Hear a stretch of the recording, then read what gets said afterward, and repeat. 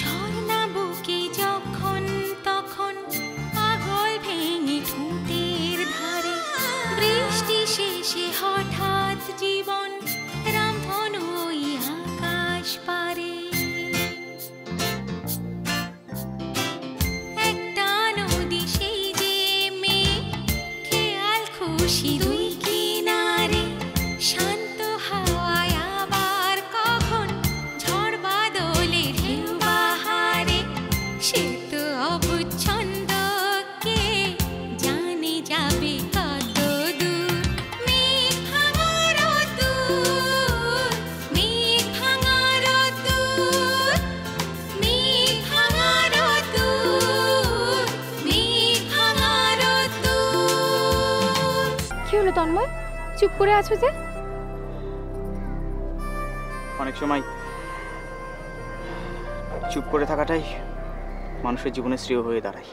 কিন্তু সকাল সকাল তুমি কারখানায় চলে এলে, ব্যাপারটা কি বলো তো? বউ কি ঘাড় ধাক্কা দিয়ে বাড়ির থেকে বার করে দিয়েছে নাকি? প্রকাশ দা,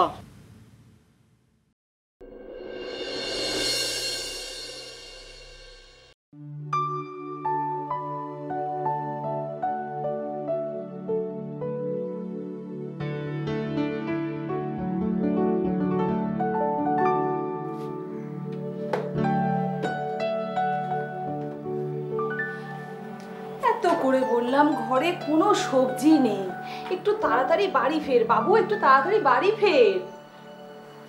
কে শোনে কার কথা? বয়স হয়েছে তো, এখন আর মাকে গুরুত্ব দিচ্ছে না। কি রান্না করবো আমি এখন? হ্যাঁ, মেয়েটা এত খেটে খুটে বাড়িতে ঢুকবে, একটু রান্না করে খাওয়াতে পারবো না? এর থেকে আমি ভালোই ভালো বাজার করে আনলে ভালো হতো। আসুক, আজ ভালো করে পিটিয়ে দেবো। ভাবে কি বড় হয়ে গেছিস বলে কিছু বলবো না? না আয় তুই। কি এক কাপ চা খাওয়াবে মা? আগে তুই বল, তুই কি? কেন, আমি আবার কি করব? কি করলাম মানে? না না শোন, আমার দিকে তাকা। কি করলাম মানেটা কি? তুই কি আমাকে কি বলতে চাইছিস? হ্যাঁ, তুই ঘড়িতে দেখেছিস কটা বাজে? মা, সারাদিন কাজের মধ্যে আর এই ঘড়ি দেখার সময়টা আমি পাই না। এবার থেকে একটু ঘড়ি দেখার অভ্যেস করো। হ্যাঁ, এবার ঘড়ি ঠড়ি দেখে বাড়িতে ফিরতে হবে, ঠিক আছে? এবার থেকে শুরু করো। এই এই বাবু, রিমি কোথায়? রিমি কোথায় মানে? তার মানে রিমি তোর সঙ্গে ফেরেনি? কই না তো। কেন, ও এখনো আসেনি? বাবু, তোর এই কথার ধরন ধারণ কিন্তু আমি কিছুই বুঝতে পারছি না। আচ্ছা, কি মুশকিল বলো তো? মুশকিল মানেটা কি? হ্যাঁ, মুশকিল মানেটা কি? দেখ, রিমির তুই এখন হাজব্যান্ড। রিমি কখন আসছে না আসে এটা কিন্তু তোর একটু জানা উচিত। মা, আমি কারখানার শ্রমিক, আর ও কোথায় কারখানার এমডি। কিন্তু অফিসটা তো তোর থেকে 7 মাইল দূরে নয়। দুজনে একই অফিসে চাকরি করিস, দুজনকে একই সঙ্গে বাড়ি ফেরা উচিত বাবু। যাওয়ার সময় কি আমরা দুজনে একসঙ্গে গেছিলাম নাকি যে একসঙ্গে ফিরবো? বাবু বাবু, রিমি তোর বউ, ওর প্রতি তোর একটা দায়িত্ব আছে, আর সেটা তুই ভুলে যাস না। মা, রিমি হলো কোম্পানির এমডি, ওকে এক হাতে অনেক কিছু সামলাতে হয়, তাই আমার ছুটির সঙ্গে ওর ছুটির সময় মিলবে না, সেটাই তো স্বাভাবিক। সত্যি মেয়েটা একেবারে কাজ পাগল। সদ্য বিয়ে হয়েছে, অথচ অফিস থেকে একটা দিনও ছুটি পেল না, আজকেই অফিসে ছুটলো। তা ছুটি নেওয়ার কথা বললেই পারতে। সে কি আর আমি বলিনি ভেবেছিস? কিন্তু তোমার কথা শুনিনি, তাই তো? মোটেই না। কেন শুনবে না আমার কথা? তাছাড়া বাড়িতে বসে থেকেই বা কি করবে? কেন, তোমার সাথে রান্না করতো। তার মানে? না না, তুই তোর মাকে ঠিক কি ভেবেছিস বলতো? তুই আমাকে, ও বুঝেছি বুঝেছি বুঝেছি, তুই ভেবেছিস যে আমি তোর বউকে দিয়ে ঘর কন্যার কাজ করাবো, তাই তো? মা, তুমি যদি এটা করতে পারো, ও তো সেটা করতে পারে নাকি? না রে বাবু, আমি পারলে ও পারবে না, আমি করতে দেব না। আসলে কি জানিস, ও নিজের একটা স্বপ্ন আছে, আমি আমার ইচ্ছেগুলো ওর উপরে চাপিয়ে ওর স্বপ্নটা ভাঙতে চাই না বাবু। যে রিমির জন্য তুমি এত ভাবো, সে যে কি সাংঘাতিক, তুমি যদি সেটা জানতে তাহলে। বাবু, ওকে তুই কোনোদিন কষ্ট দিস না। মেয়েটা বড় ভালো মেয়ে রে। আসলে কি বলো তো মা, তুমি নিজে ভালো বলেই তোমার সবাইকে ভালো বলে মনে হয়। না রে বাবু, আমার চোখ কখনো মিথ্যে বলে না। না মা, তুমি জানো না, তোমার চোখ যা দেখছে সেটা ভুল দেখছে।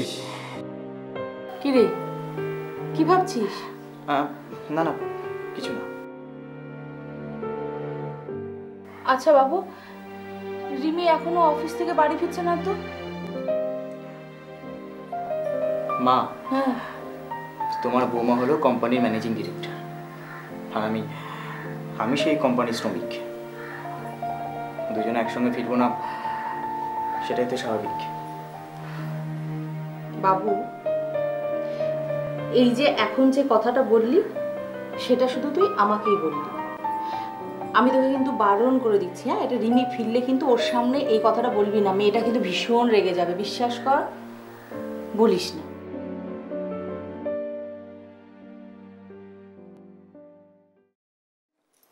হ্যাঁ রে, আজকে দুজনে একসঙ্গে লাঞ্চ করলি? না, একসঙ্গে লাঞ্চ করব কেন? ও তো কারখানায় করে আর আমি আমার ঘরে করি। কেন রে মা, তন্ময় বুঝি তোর ঘরে বসে না? হ্যাঁ, কি করে বসবে?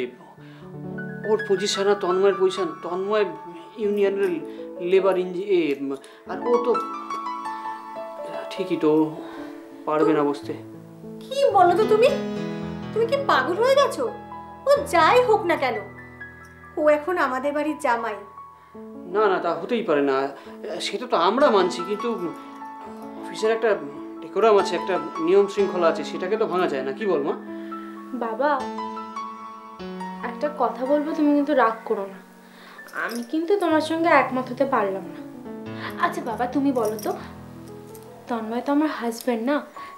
যতই যাই হোক না কেন, আর সবার না মানার কি আছে? একটা হাজব্যান্ড তার ওয়াইফের ঘরে গিয়ে একসঙ্গে বসে লাঞ্চ করো, আর ও তো আমার চেয়ারেও বসতে পারে, তাই না বলো? এতে আবার দেখি দেখি দেখি, দেখছো শ্রীময়ী, বিয়ের জল পড়তে না পড়তেই মেয়ে আমার কত বাবা। একদিকে তুই ঠিকই বলেছিস মা, ঠিক বলেছিস। ওর পরিচয়, ও তোর হাজব্যান্ড, কিন্তু দেখিস মানে অফিসিয়াল যে সমস্ত ডেকোরাম আছে সেটা যেন কখনো ভেঙে না যায়। তুমি একদম চিন্তা করো না বাবা, আমি সব কিছু একদম ঠিকঠাকভাবে মেনটেন করছি। আচ্ছা বাবা, তুমি বলো তো, আমি আগে কত রুড বিহেভ করতাম, কিন্তু এখন দেখো, এখন আমি শান্ত হয়ে গেছি, নম্র স্বভাবের হয়ে গেছি। ওর মাকে কত ভালোবাসি, ওর মাকে ভালোবাসি। তুমি বলো বাবা, আমি চেঞ্জ হইনি? এই তো আমার মেয়ের মতো মেয়ের কথা। দেখেছ, রিমি সত্যি সত্যি বড় হয়ে গেছে।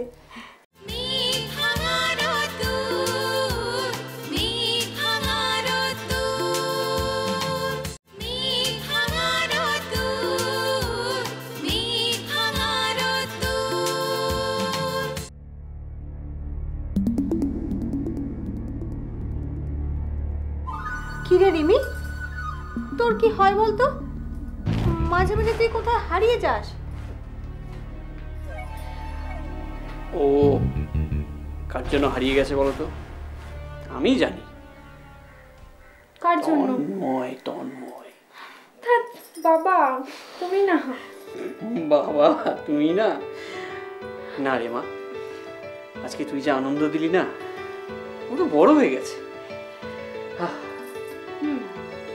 বাবা, আমি কিন্তু অনেকদিন আগেই বড় হয়ে গেছি, তোমরাই আমাকে বুঝতে পারবে। আর তাছাড়া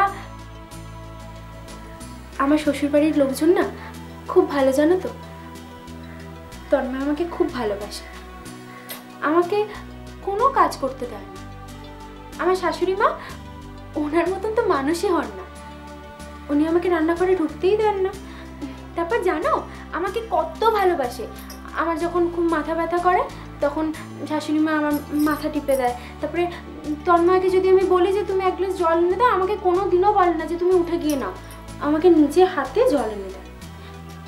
বাবা আমি খুব সুখে আছি বাবা, বিশ্বাস করো। কি আনন্দ, কি আনন্দ হচ্ছে আমার। কিন্তু মা, তোকেও কিন্তু ওদের সঙ্গে বুঝে, ওদের সমস্ত কিছুর সঙ্গে তোকেও তাল মিলিয়ে চলতে হবে। হ্যাঁ তাই তো, একদম ঠিক বলেছো। কি মা, একদম ঠিক বলেনি? আর তাই জন্যই তো ওরা আমাকে এত ভালোভাবে মেনে নিয়েছে। আচ্ছা বাবা তুমি বলো তো, আমি আগে কত রুড বিহেভ করতাম, কিন্তু এখন দেখো, এখন আমি শান্ত হয়ে গেছি, নম্র স্বভাবের হয়ে গেছি, তন্ময়কে কত ভালোবাসি, ওর মাকে ভালোবাসি। তুমি বলো বাবা, আমি চেঞ্জ হইনি? এই তো আমার মেয়ের মতো মেয়ের কথা। দেখেছ, রিমি সত্যি সত্যি বড় হয়ে গেছে। হ্যাঁ রে, তোরা ও বাড়ির সবাইকে নিয়ে এই বাড়িতে কবে আসবি? তাহলে সবাই মিলে আমরা এই দুই বুড়ো বুড়ি আবার আনন্দ করতে পারবো একসঙ্গে। খালি তুমি ওদেরকেই চাও, আমাকে তো চাও না। চাও তো আমি আসবো। এই দেখো, তোকে তো সবসময় যাই, তুই আমার এখানে থেকে গেলেই ভালো হতো। কিন্তু তন্ময় ও কি ছাড়বে? এখন তো আর আমাদের কোনো অধিকার নেই তোর ওপর, সব তো এখন তন্ময় আর তন্ময়। এটা কিন্তু তুমি একদম ঠিক বলেছো বাবা, কিন্তু তুমি চিন্তা করো না, আমি তোমার বাড়িতে ঠিক আসবো। ওই যে আরে বাবা অষ্টমঙ্গলে আছে না, তখনই তো সবাইকে নিয়ে আসবো, থাকবো, খাবো, অনেক কিছু করবো, অনেক মজা করবো। হ্যাঁ আমরা যাক, আমাদের আমাদের সব দুশ্চিন্তা দূর হয়ে গেল। হ্যাঁ তুই তুই সংসারটাকে মানিয়ে গুছিয়ে তোর মতন করে। হ্যাঁ আর দেখ, তন্ময়ের মা অসাধারণ। হ্যাঁ ওইও মহিলা আজকে দেবী, উনি বড় মাপের মানুষ। হ্যাঁ তুই ওনাকে কখনো কষ্ট দিবি না। হ্যাঁ তা আর আর আর তুই তুই দেখিস, তুই একদিন সবার আশীর্বাদ পাবি ওদের থেকে। আচ্ছা ওকে বসিয়ে কিছু খাওয়াতে হবে তো? তুমি, আমরা শুধু বকেই যাচ্ছি ওর সঙ্গে। হ্যাঁ একটু আমি একদম ভুলে গেছি, মেয়েকে পেয়ে না একটু। তোমার কোনো জেদ আমি অপূর্ণ রেখেছি? আনছি, এক্ষুনি আনছি। আচ্ছা বাবু, আচ্ছা মনে কর এরকম যদি হতো যে আমাদের রিমির সমস্ত কথা মনে পড়ে গেছে, মানে পুরনো লালির সমস্ত কথা মনে পড়ে গেছে, যে ওই রিমি ওই লালি, তাহলে কিরকম হতো বলতো? জানি না।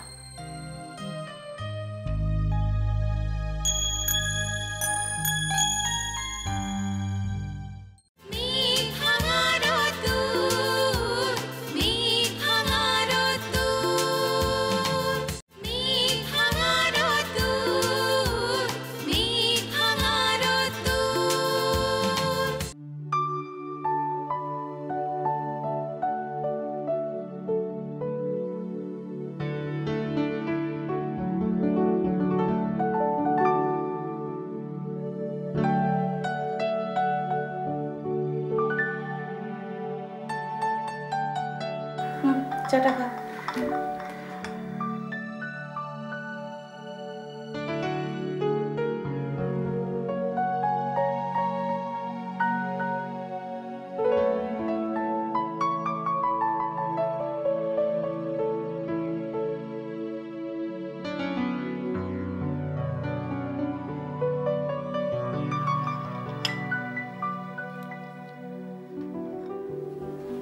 আচ্ছা বাবু, তোকে একটা কথা জিজ্ঞাসা করবো? আচ্ছা, রিমিকে আমি যতই দেখি না, আমার খালি লালির কথা মনে পড়ে। এরকম কেন হচ্ছে বলতো? আসলে কি বলতো, তুমি লিলির সাথে এমনভাবে জড়িয়ে পড়েছিলে, তুমি ওর কথা আর কিছুতেই বলতে পারছো না। তাছাড়া লিলি আর রিমি তো একই, তাই না? হবে হয়তো। আচ্ছা মা, তোমায় একটা কথা জিজ্ঞেস করবো। হ্যাঁ বল। এই লিলি আর রিমির মধ্যে তুমি সবচাইতে বেশি কাকে ভালোবাসো?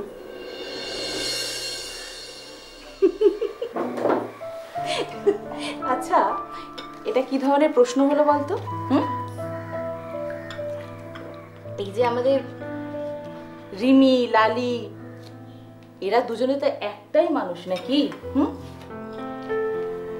হ্যাঁ, একই মানুষ, কিন্তু এদের ক্যারেক্টারটা কিন্তু দুজনের দু ধরনের।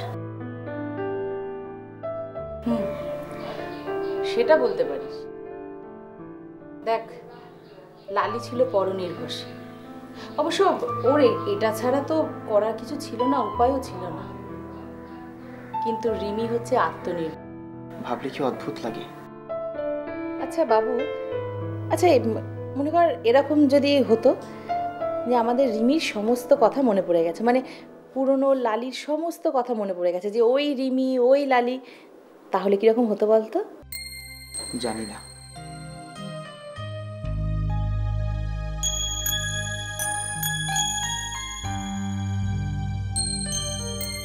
কি রে বাবু, কি হয়েছে তোর?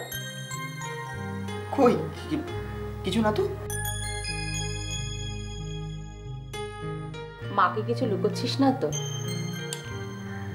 কি মুশকিল, আমি তোমাকে কি লুকাতে যাবো? কে জানে বাবা, সকাল থেকে যেভাবে তোকে মন মরা দেখছি, আমাকে তো না বলেই অফিসে বেরিয়ে যাচ্ছিলিস, বাধ্য হয়ে আমাকে তোর পিছু ডাকতে হলো। আসলে সকালবেলা একটু ওই কাজের চিন্তার মধ্যে ছিলাম। রিমির সঙ্গে আবার কিছু হয়নি তো? রিমি? না না, রিমির সাথে কি হবে? রিমির সাথে কিচ্ছু হয়নি। কে জানে বাবা, তোর তো আবার অল্পেতেই মাথা গরম হয়ে যায়। তোমার কোনো চিন্তা নেই মা, রিমি এমন কোনো কাজই করে না যাতে আমার মাথা গরম হয়। তুমি জানো ও আজকে অফিসে আমার জন্য কি কি করেছে? কি করেছে? কি কি করেছে আজকে তুমি শুনলে পাগল হয়ে যাবে। আমি কারখানায় ঢোকা মাত্রই আমার জন্য ব্রেকফাস্টের অর্ডার। তুমি জানো আমি লাঞ্চে কি খাবো সেটা পর্যন্ত অর্ডার দিয়ে দিয়েছে। উফ বাবা, আজকে সারাটা দিন আমাকে পাগল করে ছেলেছে। যাক বাবা, এবার আমি নিশ্চিন্ত। মানে? মানে মানে এখন তোমার বউ এসে গেছে, তোমার সমস্ত দায়িত্ব হচ্ছে তোমার বউয়ের। আমি ঝাড়া হাত পা।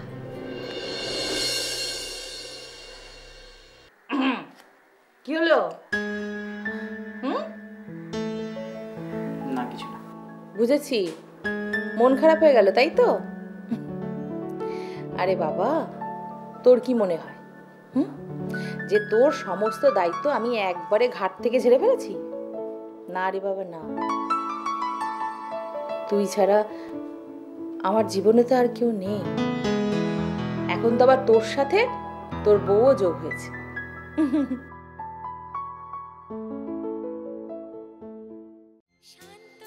ও হ্যাঁ, আমাকে না সকালবেলা একবার বলছিল জানিস যে ও একটু কোথায় বাপের বাড়ি যাবে, ওর মায়ের সঙ্গে দেখা করতে। দেখেছিস তো? দেখ, আমি সব কথা ভুলে যাই, সমস্ত কিছু মনে রাখতে পারি না বাবু আজকাল। হবে হয়তো। আচ্ছা বাবু, তুই কিরকম স্বামী বলতো? কেন?